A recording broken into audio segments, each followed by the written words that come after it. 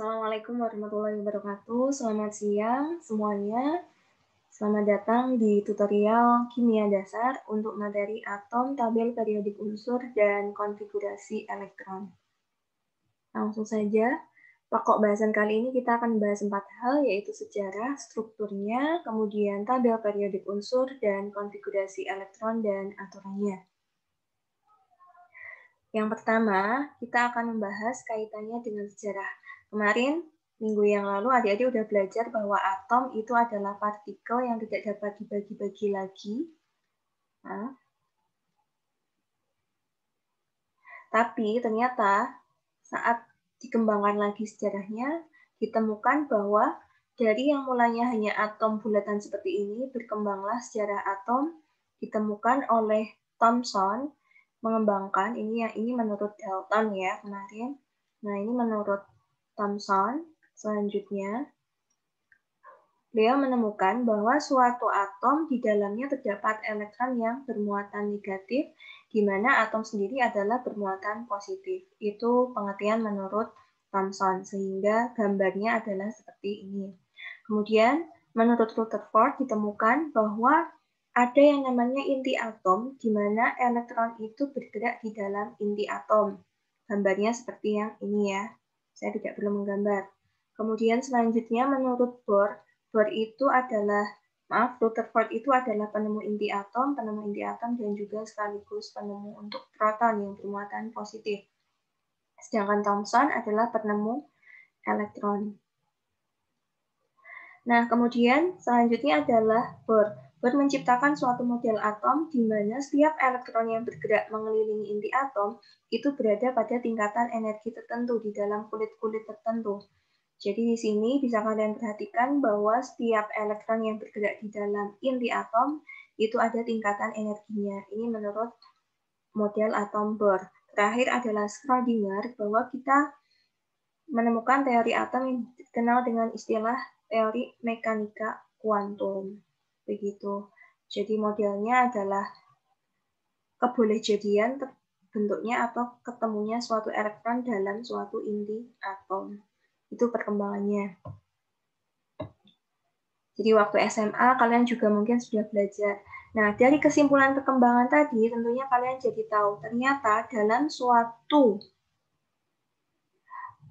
atom itu terdiri dari 3 partikel utama. Ada elektron yang bermuatan negatif, kemudian proton positif, dan elektron tidak bermuatan. Itu kesimpulannya.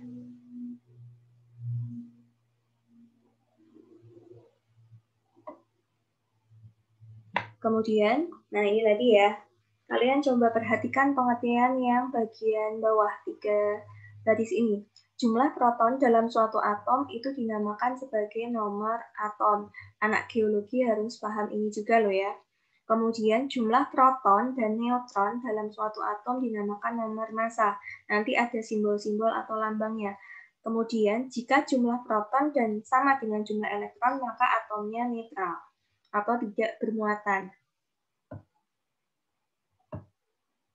Nah, di sini adalah notasi atau simbol untuk menggambarkan nomor atom dan nomor massa. Biasanya penulisan notasi ini itu terdapat dalam tabel periodik unsur.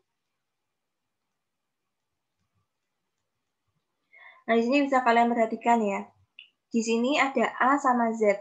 A artinya adalah nomor massa, Z artinya adalah nomor atom. Diperhatikan, nomor atom itu bisa artinya jumlah proton sama dengan jumlah elektron jika muatannya atau atomnya itu netral.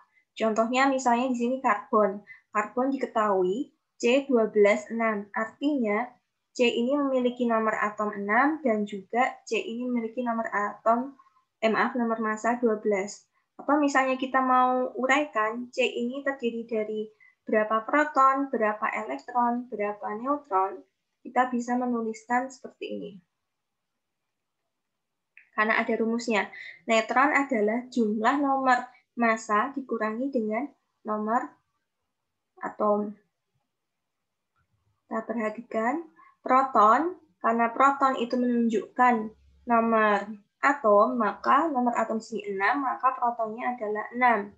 Sedangkan elektron, karena di sini tidak ada muatan positif atau muatan yang di sini C-nya adalah netral, maka jumlah proton dan elektron dalam atom C juga sama 6. Sedangkan neutron adalah nomor massa disimbolkan adalah A dikurangi Z, sehingga 12 dikurangi 6 sama dengan 6. Itu jawabannya. Nah, untuk yang Na, kalian bisa juga menuliskannya. Saya tuliskannya simbol P, E, sama N aja ya. P-nya berarti adalah 11, E-nya juga 11, sedangkan N-nya adalah 23 dikurangi 11, atau neutralnya sama dengan 12. Gitu. Lanjut. Tadi kan diceritakan bahwa atom itu sifatnya netral, pada dasarnya memang netral. Tapi itu terjadi saat jumlah elektron sama dengan jumlah proton. Tapi ada suatu keadaan atom itu bermuatan atau bermuatan listrik istilahnya saat dikenai suatu proses tertentu tentu saja. Nah, atom saat kondisinya adalah melepas elektron, saya simbolkan seperti ini, dia menyumbangkan elektron, maka jumlah proton di dalam atom itu menjadi lebih besar dibandingkan jumlah elektronnya. Karena kan elektronnya terlepas, sehingga bermuatan positif dalam atomnya, atau dinamakan sebagai kation. Masih ingat ya? Kita kemarin sedikit membahas apa itu ion, makanya kemarin ya ada istilah itu. Ion adalah partikel materi bermuatan listrik. Nah, di sini yang kondisi kedua adalah atom yang menangkap elektron. Tanda panahnya saya tulis seperti ini. Kalau yang tadi ini melepas, artinya, kalau yang ini artinya menangkap elektron. Sehingga jumlah elektron di dalam atom itu lebih besar dibandingkan proton. Sehingga muatannya adalah negatif. Atau dinamakan atom tersebut atau partikel tersebut dinamakan anion. Jadi yang perlu kalian perhatikan, perubahan hanya terjadi pada elektron, tidak pada proton. Jadi salah nih, misalnya ini kation kan bermuatan positif. Kalian mengartikan kapan suatu atom itu bermuatan positif? Saat jumlah atom protonnya, saat jumlah protonnya lebih banyak dibandingkan elektron. Itu kurang tepat ya. Harusnya adalah saat kondisi suatu atom dia melepaskan elektron. Seperti itu. Jadi jangan sampai saat kondisi atom menangkap proton, bukan ya. Jadi saat kation atau muatan positif itu adalah saat melepaskan elektron. Jadi kedua proses ini sama-sama hanya melibatkan elektronnya. Nah, ini adalah contoh-contoh kation dan anion. Nanti ada istilahnya kation monoatomik dan kation poliatomik.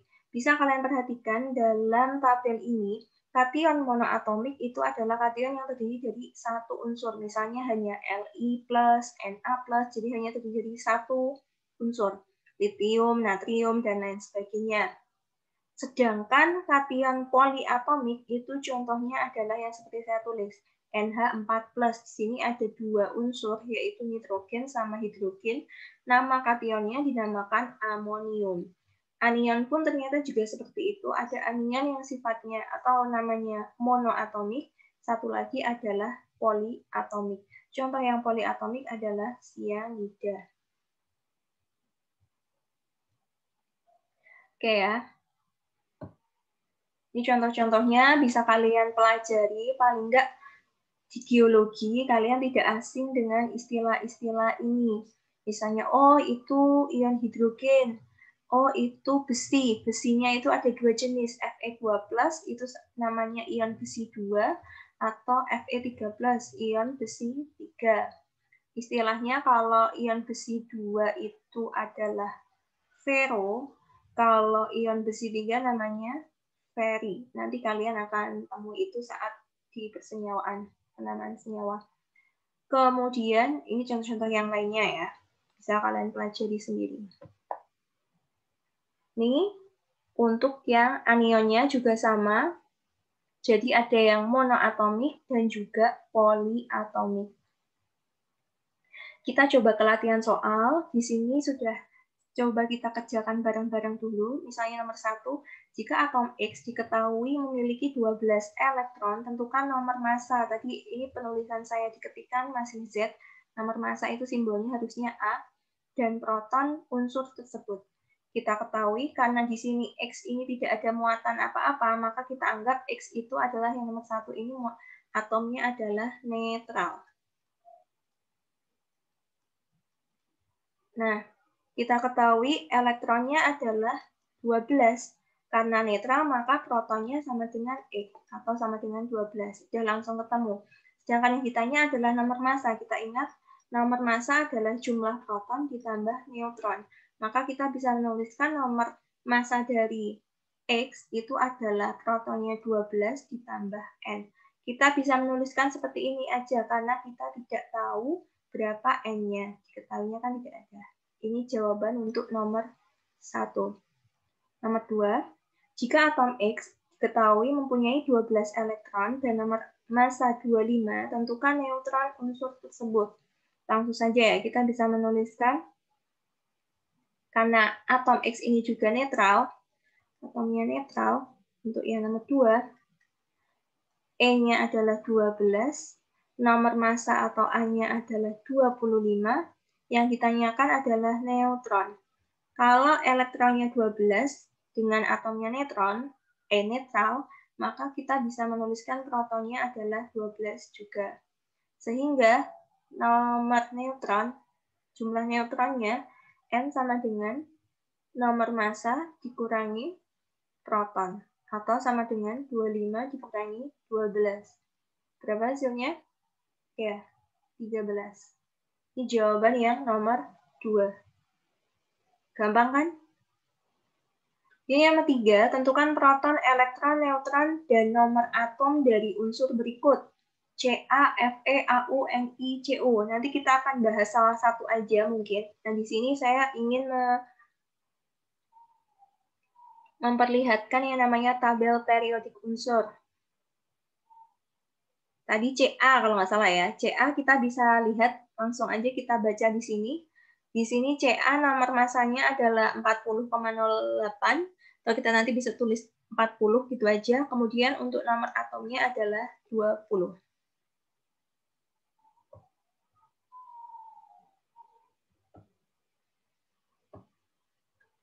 Oke, jadi masih ingat?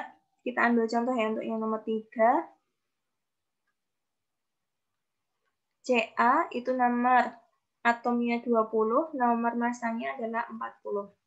Sehingga kita bisa menuliskan jumlah protonnya adalah 20, jumlah elektronnya adalah 20, jumlah neutronnya karena kita tahu 40 dikurangi 20 sama dengan 20. Ca termasuk unsur yang bagus ya, angkanya bagus semua. Proton, elektron, dan neutron sama. Jelas sampai sini? Nah, ini adalah tabel periodik unsur. Jadi, unsur-unsur di alam semesta ini sangatlah banyak. Sehingga unsur itu kita kelompokkan dalam suatu sistem yang memiliki sifat kesamaan tertentu. Nanti ada penjelasannya. Ini kalian bisa baca sendiri. Dalam SPU atau sistem periodik unsur atau tabel periodik, unsur dapat digolongkan dalam 3 kategori, yaitu logam, non-logam, dan metaloid. Tapi ada juga nanti penggolongan unsurnya adalah berdasarkan dari zat wujudnya, ada yang digolongkan padat, cair, dan gas. Ada juga yang seperti itu nanti kenal. Sama satu lagi ada unsur buatan. Masih ingat ya, unsur saya tidak jelasin lagi. Di sini unsur metaloid itu artinya semi metal, unsur peralihan dari logam ke non-logam, sehingga sebagian memiliki sifat logam dan sebagian memiliki sifat non-logam. Masih ingat ya, contoh-contoh atau sifat-sifat unsur yang logam itu seperti apa dan non-logam itu seperti apa? Tolong dipelajari. Unsur metaloid itu contohnya adalah silikon. Nah, di geologi, unsur silikon ini adalah termasuk unsur yang penting untuk dipelajari di teknik geologi. Ada yang tahu mungkin silikon banyak terdapat di mana? Silikon itu salah satu unsur dalam penyusunan ini, pasir silika kalau kalian ingat ya. Biasanya kan ada silikonnya di situ. Senyawanya. Maaf, unsurnya di situ. Oke. Nah, kenapa sih kok perlu dibikin tabel periodik unsur tadi yang sudah saya jelasin sekilas? Jadi tabel periodik unsur adalah tabel yang berisi semua jenis unsur yang dikelompokkan berdasarkan kemiripan sifat-sifat fisis dan sifat-sifat kimia yang dimiliki. Di sini penyusunan tabel periodik itu disusun berdasarkan dari nomor atom. Ingat, bukan nomor massa, urutannya diurutkan dari nomor atom. Ditempatkan di atas lambang unsur dalam barisan horizontal, itu dinamakan periode, nanti saya kasih keterangannya. Dan kolom vertikal itu dinamakan golongan. Jadi nanti dalam SPO atau tabel periodik itu ada penggolongan unsur-unsur dari golongan A dan golongan B istilahnya. Di sini ya, tetapi sering disebut dengan nama khusus, misalnya untuk golongan 1A, logam alkali, golongan 1B, alkali tanah, dan lain sebagainya. Kita akan belajar di sini. Ini mungkin karena kurang jelas, saya akan tunjukkan ininya. Nah, di sini adik-adik semuanya bisa melihat susunan berkala dalam sistem periodik unsur. Tadi golongan itu adalah yang susunannya arah apa ini? Arah kolom. Nah, arah yang kolom-kolom ini namanya adalah golongan. Ini garisnya golongan adalah yang mendatar. Bisa kalian baca ya, golongan itu yang kolom, sedangkan periode itu yang baris. Jadi kalau tak tanya, di sini ada berapa periode? Nah, di sini kalian bisa lihat, oh periode dalam sistem periodik unsur itu maksimalnya hanya ada 7. Ingat-ingat ya, ada 7. Kemudian, di sini berapa golongan nih yang ada di sini? Golongannya bisa kalian perhatikan. Saya agak kecilkan biar kelihatan semuanya. Golongannya di sini ada golongan A. Golongan A itu sendiri dibagi menjadi golongan 1A hingga 8A. Waktu SMA mungkin kalian pernah belajar ini. Dan di sini di atas tabel periodik unsur itu ada nama ya yang sudah biasa atau umum digunakan oleh para ahli. Jadi nggak mungkin nyebut, ya kalau udah tahu ya, misal, oh golongan alkali, nyebutnya yang nama umumnya tuh ini, 1A itu alkali, kemudian 2A itu adalah golongan alkali tanah. Biasanya memang kebanyakan untuk alkali tanah itu kebanyakan logam, walaupun di sini untuk yang alkali itu sendiri ada gas ya, hidrogen. Kemudian golongan 3A itu aluminium, boron aluminium, 4A itu golongan karbon, nitrogen, oksigen, halogen, dan terakhir untuk 8A dinamakan gas mulia. Nanti ada istilahnya kenapa dinamakan gas mulia, karena golongan 8A termasuk unsur-unsur yang sifatnya stabil. Sangat susah untuk melepas elektron ataupun menangkap elektron karena dia sudah memiliki kestabilan tertentu. Gitu. Kemudian selain golongan A, kalian bisa melihat ada di sini yang tengah-tengah yang mengapit dari 2A hingga 3A itu ada golongan B. Di sini golongan B itu juga dibagi menjadi 1B hingga 8B. Tapi susunannya berbeda. Kalau yang A ini kan urut ya 1A, 2A. Kalau di sini urutannya justru 3B, 4B, dan lain sebagainya, baru 1B, 2B di sini. Setelah 8B. Nah, bisa kalian perhatikan untuk yang 8B itu sendiri juga ada tiga kelompok kolom ya untuk yang 8B. Itu maksudnya. Kemudian, selain golongan B di sini, yang sampai periode 7, di sini juga ada unsur lantanida dan aktinida. Lantanida dan aktinida, kalau tak tanya, misalnya atau ditanya, letaknya itu di periode berapa atau golongan berapa. Nah, kalau bingung, ini maksudnya. Jadi letak lantanida itu dimulai dari nomor atom 58. Nah, 58 kalau kalian perhatikan kan letaknya di sini ya. Jadi dia tidak termasuk golongan yang B, tapi golongan yang lantanida. Di sini jelasin letaknya adalah di periode ke-6, karena letaknya di sini. 57, habis itu kan langsung dilewati ke 72. Jadi dia terletak di periode ke-6 untuk lantanida. Jadi saya mungkin kasih keterangan sedikit. Kalau yang untuk lantanida itu periode 6, sehingga yang actinida periode berapa? Periode 7. Nanti bisa dicek dia masuk ke golongan berapa dan periode berapa, itu nanti kita cek dari penentuan konfigurasi elektronnya. Maaf. Oke, nah di sini saya juga akan menjelaskan ke kalian sekilas dulu. Itu adalah warna-warna dalam tabel periodik unsur. Bisa kalian perhatikan ya, warnanya sangat menarik. Ada yang berwarna biru, ada yang berwarna orange, ada yang berwarna kuning, ada juga yang berwarna ungu. Di sini ada keterangannya, kalau yang warnanya biru, bisa kalian lihat biru itu adalah unsur yang paling banyak jumlahnya ya di sini di tabel. Dan ternyata itu adalah golongan, wujudnya padat.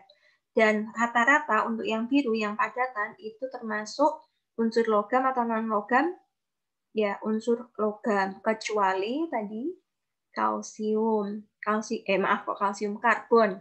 Karbon dia masuknya adalah non-logam. Ingat yang pelajaran kemarin. Kemudian silikon masuknya yang metaloid. Lainnya untuk yang biru padatan ini rata-rata adalah unsur logam. Kemudian yang kedua adalah yang warna orange, itu menunjukkan wujudnya adalah gas. Bisa dilihat ada gas hidrogen, nitrogen, oksigen, fluor. Itu aja untuk yang sama gas mulia. Nah, di sini adalah juga fasenya gas-gas semua. Kemudian untuk yang warnanya ungu, di sini ada keterangan dia adalah fasenya cair. Misalnya ada CS, cesium, kemudian fransium, kemudian gallium, kemudian hidrargium atau air raksa, kemudian ada brom atau bromin misalnya ya. Itu ternyata juga fasenya cair. Untuk yang cair ternyata kalau dalam tabel periodik unsur itu paling sedikit. Kemudian di sini ada yang warnanya kuning. Nah, yang menarik adalah yang kuning. Kuning adalah unsur buatan. Begitu. Nah, kalau kalian perhatikan lagi, jadi unsur buatan itu ya berarti biasanya memang dibuat, yaitu disengaja dalam arti dibuat oleh manusia. Nah, kalau kalian perhatikan lagi, selain keterangan nomor massa dan nomor atom, itu di dalam tabel periodik itu ada beberapa sifat-sifat yang dituliskan. Nanti rencana saya untuk pertemuan ke-6 dan ke-7, biar kalian lebih memahami dan mencari bahan sendiri, saya ingin kalian presentasi. Jadi nanti saya bagi kelompok, kaitannya adalah membahas unsur-unsur yang penting di geologi, baik dari nanti golongan A ataupun golongan B yang penting. Nanti kita akan belajar bareng-bareng.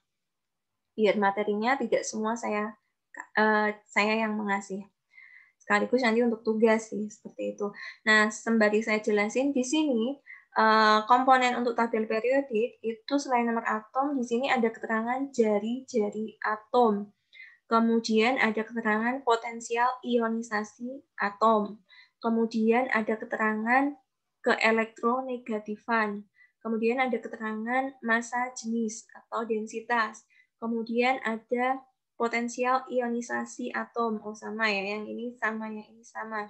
Kemudian keelektronegatifan kembali. Lalu di sini ada juga tambahan adalah konfigurasi elektron. Dah, itu aja. Jadi bisa kalian perhatikan ya. Di sini ada keterangan yang lengkap, tidak hanya kaitannya nomor massa dan nomor atom, tapi juga sifat-sifat fisik ataupun sifat kimia yang dimiliki dalam suatu unsur tersebut. Kaitannya nanti kalau kalian perhatikan, makanya bisa digolongkan karena sifatnya sama dalam hal apa. Nanti kita akan belajar itu saat presentasi pertemuan ke-6 dan ke-7 besok. Itu ya, sampai sini mungkin bisa dipahami. Kalau sudah, saya akan coba melanjutkan materinya tadi. Sampai sini sudah. Nah, untuk konfigurasi elektron, saya akan bagi penjelasannya menjadi 2 tahap. Jadi akan saya jelaskan minggu depan, sekaligus kita nanti akan latihan soal-soal lagi. Nah, untuk hari ini, tolong kalian coba kerjakan seperti yang saya coba tadi. Yang di slide latihan. Nah, dicoba untuk unsur-unsur ini, Fe, Au, Ni, Cu, mungkin saya bisa tambahkan lagi F mungkin yang sering keluar, misalnya Si, kemudian G, Hg mungkin bisa, kemudian yang penting lagi, fosfor, terus I, kita coba sulfur, kemudian yang terakhir J,